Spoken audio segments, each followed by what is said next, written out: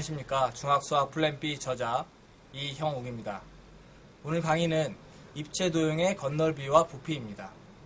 다음에 주어진 통조림의 건널비를 한번 구해보시겠어요? 잠시 동영상을 멈춘 채 정답을 찾아보십시오. 조금 어렵나요? 여러분, 건널비가 뭘까요? 그렇습니다. 입체도형을 감싸고 있는 겉면의 넓이를 의미합니다. 건널비를 구하기 위해서는 입체도형을 감싸고 있는 겉면을 모두 펼쳐야 합니다. 여기서 뭔가 떠오르는 용어 없으신가요? 그렇습니다. 바로 전개도입니다. 앞서도 언급했듯이 입체도형을 펼쳐서 즉 모서리 또는 모선을 따라서 가위로 자른 후에 펼쳐서 평면에 그린 그림을 전개도라고 부릅니다. 통조림의 전개도를 그려보면 다음과 같습니다. 보아하니 통조림의 건널비는 두 밑면, 즉 두 원과 그리고 옆면을 펼친 도형인 직사각형의 넓이를 합한 것과 같네요. 그렇죠? 이제 통조림의 건널비를 구해볼까요? 잠깐. 반지름이 r인 원의 넓이가 파이 r 제곱이라는 것, 그리고 직사각형의 넓이가 가로의 길이와 세로의 길이의 곱이라는 사실 다들 알고 계시죠? 문제는 직사각형의 가로의 길이군요. 과연 원기둥의 옆면을 펼친 도형 직사각형의 가로의 길이는 얼마일까요? 네, 맞습니다. 직사각형의 가로의 길이는 바로 밑면 원의 원주의 길이와 같습니다. 여러분, 반지름이 r인 원주의 길이가 2파이 r이라는 사실 다들 알고 계시죠? 통조림의 건널비를 구하면 다음과 같습니다. 잠시 동영상을 멈춘 채 계산 과정을 천천히 살펴보시기 바랍니다. 어떠세요? 그리 어렵지는 않죠? 일반적으로 입체도형의 건널비를 구하기 위해서는 전개도를 활용합니다. 즉, 전개도만 정확히 그릴 수 있으면 건널비를 구하는 것은 누워서 떡 먹기에 불과하다는 말이죠. 그런데 많은 교재에서 입체도형의 건널비를 공식화하는 경향이 있는데 전개도를 쉽게 그릴 수 없는 입체도형의 경우만 빼고는 굳이 공식으로 건널비에 대한 내용을 외울 필요는 없다는 사실 반드시 명심하시기 바랍니다. 그럼 우리가 배운 입체도형들의 건널비를 구하는 방법에 대해 알아보는 시간을 갖도록 하겠습니다. 잠시 동영상을 멈춘 채 질문의 답을 찾아보십시오. 갑자기 설명을 하라고 하니까 좀 당황하셨나요? 그럼 함께 질문의 답을 찾아보겠습니다. 일단 각 도형의 겨냥도와 전개도를 그려보면 다음과 같습니다. 삼각기둥의 경우 두 밑면인 삼각형과 세 옆면인 직사각형으로 이루어져 있군요. 그렇죠? 아시다시피 삼각형의 넓이는 2분의 1 곱하기 밑변 곱하기 높이이며 직사각형의 넓이는 가로 곱하기 세로입니다. 어라? 삼각기둥의 모서리의 길이와 밑면 삼각형의 높이만 알면 쉽게 삼각기둥의 건널비를 구할 수 있겠네요. 그렇죠? 사각뿔의 경우 밑면 사각형과 네 옆면 삼각형으로 이루어져 있습니다. 마찬가지로 사각뿔의 모서리의 길이와 옆면 삼각형의 높이만 알면 간단히 사각뿔의 건널비를 계산할 수 있습니다. 마지막으로 사각뿔대는 두 밑면 사각형과 네 옆면 사다리꼴로 이루어져 있습니다. 여러분, 사다리꼴의 넓이 공식 다들 알고 계시죠? 그렇습니다. 바로 2분의 1 곱하기 윗변 더하기 아랫변 그리고 마지막으로 높이를 곱하면 됩니다. 즉, 사각뿔대의 모서리의 길이와 옆면 사다리꼴의 높이만 알면 손쉽게 사각뿔대의 건널비를 구할 수 있다는 말입니다. 어렵지 않죠? 그럼 각자 여러가지 다면체의 건널비 문제를 직접 만들어 연습장에 풀어보시기 바랍니다. 따로 문제를 풀지는 않도록 하겠습니다. 아셨죠? 다시 한번 말하지만 입체도형의 건널비를 구하기 위해서는 전개도를 활용합니다. 즉, 전개도만 정확히 그릴 수 있으면 건널비를 구하는 것은 누워서 떡 먹기에 불과하다는 말이죠. 그런데 많은 교재에서 입체도형의 건널비를 공식화하는 경향이 있는데 전개도를 쉽게 그릴 수 없는 입체도형의 경우만 빼고는 굳이 건널비를 공식으로 외울 필요는 없다는 사실 반드시 명심하시기 바랍니다. 참고로 직사각형이나 정사각형이 아닌 일반적인 사각형의 넓이를 구하기 위해서는 사각형을 삼각형으로 쪼개어 계산하면 쉽게 그 넓이를 구할 수 있을 것입니다. 이 점 반드시 명심하시기 바랍니다. 잠시 동영상을 멈춘 채 질문의 답을 찾아보십시오. 조금 어렵나요? 함께 질문의 답을 확인해 보도록 하겠습니다. 일단 주어진 도형의 겨냥도와 전개도를 그려보면 다음과 같습니다. 원기둥의 경우 두 밑면 원과 하나의 옆면 직사각형으로 이루어져 있습니다. 그렇죠? 아시다시피 원의 넓이는 파이 r 제곱이며 직사각형의 넓이는 가로 곱하기 세로입니다. 여기서 잠깐 옆면을 펼친 도형, 즉 직사각형의 가로의 길이는 밑면 원의 원주와 같다는 사실 다들 캐치하셨나요? 네, 그렇습니다. 원기둥의 밑면의 반지름과 높이, 즉 전개도상 직사각형의 세로의 길이만 알면 손쉽게 원기둥의 건널비를 계산할 수 있다는 얘기입니다. 여기까지 이해되시나요? 그리고 원뿔의 경우 한 밑면 원과 옆면 부채꼴로 이루어져 있습니다. 여러분, 부채꼴의 넓이 공식 다들 알고 계시죠? 그렇습니다. 바로 파이 r 제곱 곱하기 360도분의 중심각의 크기입니다.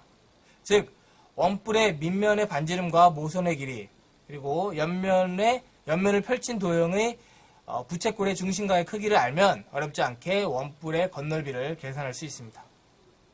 잠깐, 여러분, 혹시 원뿔에서 밑면의 반지름과 모서리의 길이로부터 옆면을 펼친 도형인 부채꼴의 중심각의 크기를 도출할 수 있다는 사실 알고 계신가요? 간혹 원뿔과 원뿔대의 건널비를 구할 때 부채꼴의 중심각의 크기가 주어지지 않아 당황해하는 학생들이 있습니다. 하지만 걱정하지 마십시오. 원뿔의 밑면 원의 둘레의 길이가 부채꼴의 호의 길이와 같다는 사실로부터 옆면 부채꼴의 중심각의 크기를 도출할 수 있습니다. 이를 공식화하면 아래 그림처럼 옆면 부채꼴의 중심각의 크기는 360도 곱하기 모선의 길이분의 밑면의 반지름과 같습니다. 잠시 동영상을 멈춘 채 수식을 다시 한번 천천히 살펴보시기 바랍니다. 다들 잘 살펴보셨죠? 혹시 이해가 잘 가지 않는 학생이 있다면 부채꼴 단원을 다시 한번 시청해 보시기 바랍니다. 그리고 앞서 동영상 돌려서 수식을 천천히 연습장에 써 내려가 보시기 바랍니다. 아마 이해하기가 한결 수월할 것입니다. 마지막으로 원뿔대의 건널비를 구하는 방법에 대해 설명해 보겠습니다. 편의상 실제 문제를 풀어보면서 살펴보겠습니다. 보아하니 일단 밑면의 넓이부터 구해야겠네요. 그렇죠?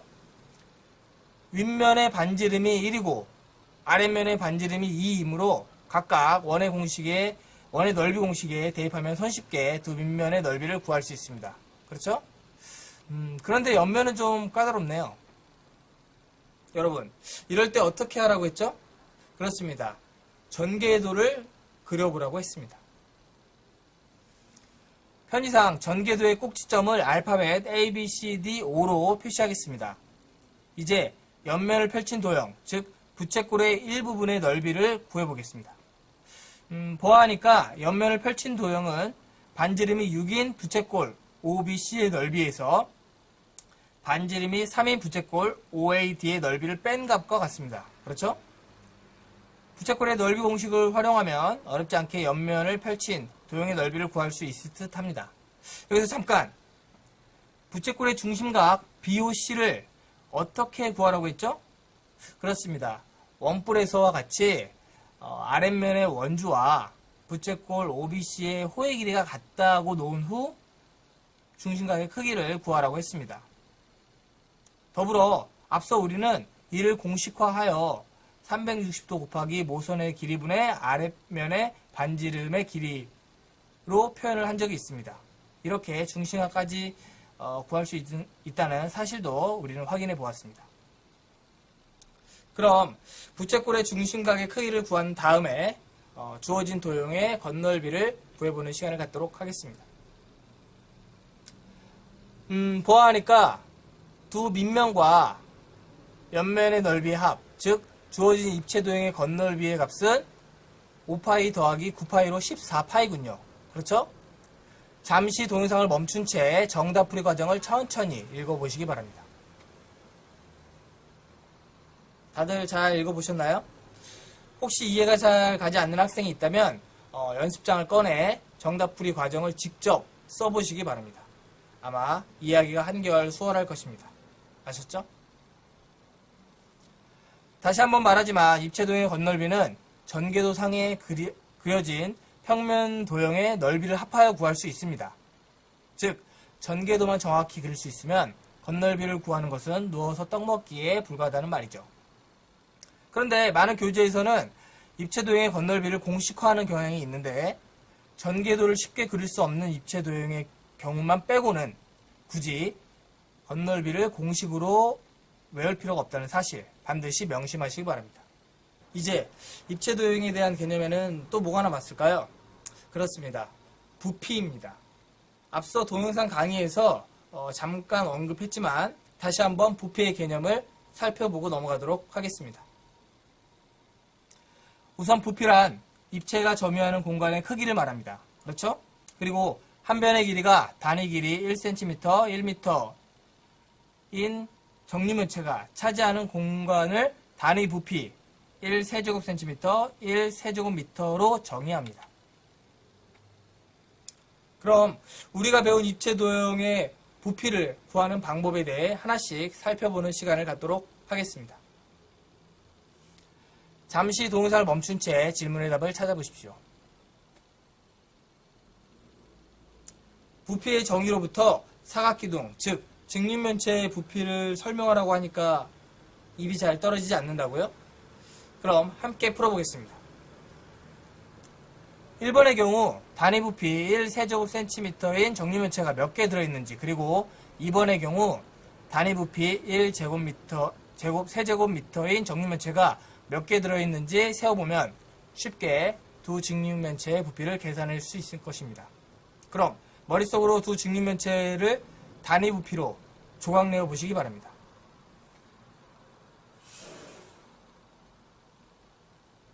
대충 감이 오시죠? 그렇습니다. 1번의 경우 단위 부피 1세제곱cm인 정류면체가 84개 들어있으므로 그 부피는 84세제곱cm가 되며, 2번의 경우 단위 부피 1세제곱미터인 정류면체가 36개 들어있으므로 그 부피는 36세제곱미터가 됩니다. 여기서 잠깐 1번의 84와 2번의 36이라는 숫자는 과연 어떤 숫자들일까요? 그렇습니다. 직립면체의 가로, 세로, 높이의 길이를 곱한 값입니다. 맞죠? 즉 직립면체의 가로, 세로, 높이의 길이를 그냥 곱하기만 하면 손쉽게 직립면체의 부피를 계산할 수 있다는 말이 됩니다. 여기서 잠깐 가로 곱하기 세로 곱하기 높이의 값이 직립면체, 즉 밑면이 직사각형인 사각기둥의 밑면의 넓이, 즉 밑넓이와 높이를 곱한 값과 같다는 사실 다들 캐치하셨나요? 그렇습니다. 밑면이 직사각형인 사각기둥의 부피는 밑넓이와 높이를 곱한 값과 같습니다. 이번엔 삼각기둥의 부피를 구해볼까요? 잠시 동영상을 멈춘 채 질문의 답을 찾아보십시오. 조금 어렵나요? 함께 풀어보겠습니다. 일단 주어진 입체도형과 합동인 입체도형을 상상해 보시기 바랍니다. 그리고 그 둘을 서로 붙여 직립면체를 만들어 보십시오. 어떠세요? 가로, 세로, 높이가 각각 4cm, 3cm, 6cm인 직립면체가 되었죠? 앞서 직립면체의 부피가 가로 곱하기 세로 곱하기 높이라고 했던 거 다들 기억하시죠? 그렇습니다. 새롭게 만들어진 직립면체의 부피는 720세제곱cm입니다. 따라서 우리가 구하고자 하는 삼각기둥의 부피는 직립면체의 부피 720세제곱cm의 절반인 360세제곱cm가 될 것입니다. 여기까지 이해가 되시나요? 즉 삼각기둥의 부피는 2분의 1 곱하기 가로 곱하기 세로 곱하기 높이로 계산된다는 뜻입니다. 참고로 2분의 1 곱하기 가로 곱하기 세로의 값은 주어진 삼각기둥의 밑면, 즉 직각삼각형의 넓이인 밑넓이와 같습니다. 정리하면 밑면이 직각삼각형인 삼각기둥의 부피는 밑넓이 곱하기 높이의 값으로 계산된다는 뜻입니다. 물론 방금 우리가 다룬 삼각기둥의 경우에는 밑면이 직각삼각형이었습니다. 하지만 밑면이 직각삼각형이 아닌 경우에도 삼각기둥의 부피는 밑넓이 곱하기 높이라는 사실 꼭 기억하시기 바랍니다. 아셨죠? 그렇다면 오각기둥, 육각기둥의 넓이는 어떻게 구할 수 있을까요? 네, 맞아요. 오각기둥, 육각기둥도 여러 개의 삼각기둥으로 쪼개어 그 부피를 계산할 수 있습니다. 이는 오각기둥, 육각기둥의 부피를 삼각기둥처럼 밑넓이와 높이를 곱하여 계산할 수 있다는 것을 의미합니다. 더불어 원기둥의 경우에도 마찬가지로 밑면 원을 변이 무수히 많은 다각형으로 간주해 보면은 각 기둥과 마찬가지로 밑넓이 곱하기 높이의 값으로 그 부피를 계산할 수가 있습니다. 대충은 알겠는데 정확한 증명 과정이 없어서 조금 아쉽다고요? 사실 기둥에 대한 부피 공식의 증명 과정은 고등학교 교과 과정에 해당합니다. 그러니까 지금은 그냥 공식으로만 기억하시고 고등학교 가서 좀 더 명확히 증명해 보시기 바랍니다. 아셨죠? 잠시 동영상을 멈춘 채 연습장을 꺼내 정답을 찾아보시기 바랍니다. 어렵지 않죠?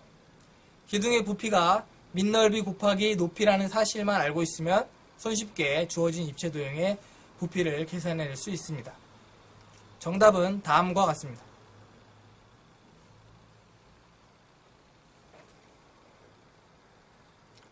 다들 정답을 맞추셨나요? 이번엔 부피의 개념이 실생활에 활용된 사례에 대해 살펴보도록 하겠습니다. 여러분, 음료라든지 음식물을 담은 깜통, 즉 캔이나 통조림 등은 왜 모두 원기둥 모양일까요? 잠시 동영상을 멈춘 채 질문의 답을 찾아보는 시간을 가져보시기 바랍니다. 조금 어렵나요? 함께 생각해 보겠습니다. 일단 캔이나 통조림 등을 제조하는 판매자는 회사의 수익이 최대가 되도록 상품을 만들 것입니다. 그렇죠? 즉 내용물의 양이 같다면 가장 적은 재료, 철, 알루미늄 등을 사용해서 용기를 제조할 것이라는 말이죠. 아직도 감이 오지 않나요? 여러분, 둘레의 길이가 동일할 때 가장 큰 넓이를 갖는 평면 도형이 무엇인지 아십니까? 네, 그렇습니다. 바로 원입니다. 다음 둘레의 길이가 12인 세 개의 도형, 정삼각형, 정사각형, 원의 넓이를 비교한 그림을 유심히 살펴보시기 바랍니다. 아마 가장 큰 넓이를 갖는 도형이 원이라는 사실을 쉽게 이해할 수 있을 것입니다. 여기서 원의 반지름 및 삼각형과 원의 넓이는 근사값을 찾은 것입니다. 마찬가지로 건널비가 동일할 때 가장 큰 부피를 갖는 도형은 구가 될 것입니다. 여기까지 이해가 되시나요? 하지만 구는 공 모양이니까 여기저기 잘 굴러다니기 때문에 캔이나 통조림 등의 용기로는 적합하지가 않습니다. 그렇다면 캔이나 통조림 등의 용기로 적합한 입체 도형은 무엇일까요? 네, 맞습니다. 바로 기둥입니다. 기둥 중에서도 넓이가 일정할 때 가장 큰 부피를 갖는 기둥인 원기둥이 바로 캔이나 통조림의 용기로 적합한 것이죠. 왜냐하면 가장 적은 재료를 사용하여 가장 많은 내용물을 넣을 수 있기 때문입니다. 이처럼 우리 생활 속 곳곳에 수학이 숨겨져 있다는 사실 반드시 명심하시기 바랍니다. 여러분, 뿔의 부피는 어떻게 구할 수 있을까요? 힌트를 드리자면 다음과 같이 밑면의 모양과 높이의 값이 같은 사각기둥과 사각뿔을 상상한 후 사각기둥의 부피가 사각뿔의 몇 배가 될지 생각해 보시기 바랍니다. 어렵지 않게 질문의 답을 유추해 볼 수 있을 것입니다. 어떠세요? 사각기둥의 부피가 사각뿔의 몇 배인지 대충 감이 오시나요? 정확한 수치는 잘 모르겠다고요?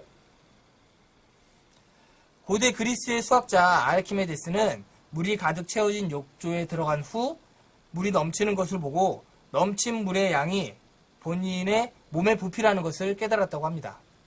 마찬가지로 사각기둥 모양의 욕조에 물을 가득 채우고 사각기둥과 밑면의 모양 그리고 높이의 값이 똑같은 사각뿔을 집어넣었을 때 넘치는 물의 양을 확인하는 실험을 해보면 사각기둥의 부피가 사각뿔의 몇 배인지 어느 정도 직감할 수 있을 것입니다. 실제 실험을 한 결과 넘치는 물의 양은 사각기둥의 부피의 3분의 1배라고 하네요.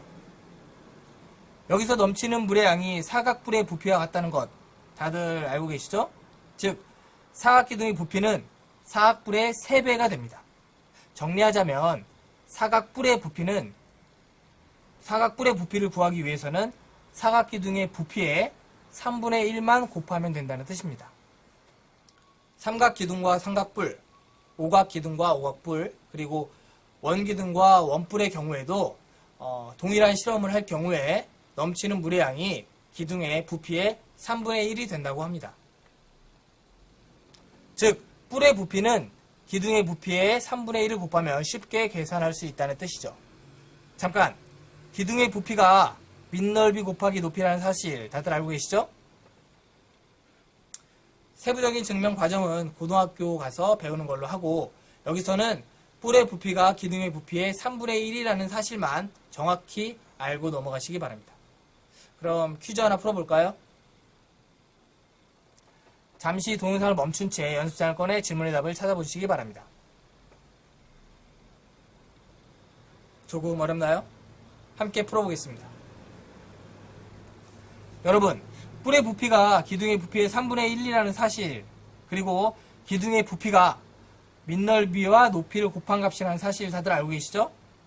더불어 뿔대의 부피는 처음 뿔의 부피에서 잘려나간 뿔의 부피를 뺀 값과 같습니다. 그럼 하나씩 입체도형의 부피를 계산해 볼까요? 잠깐!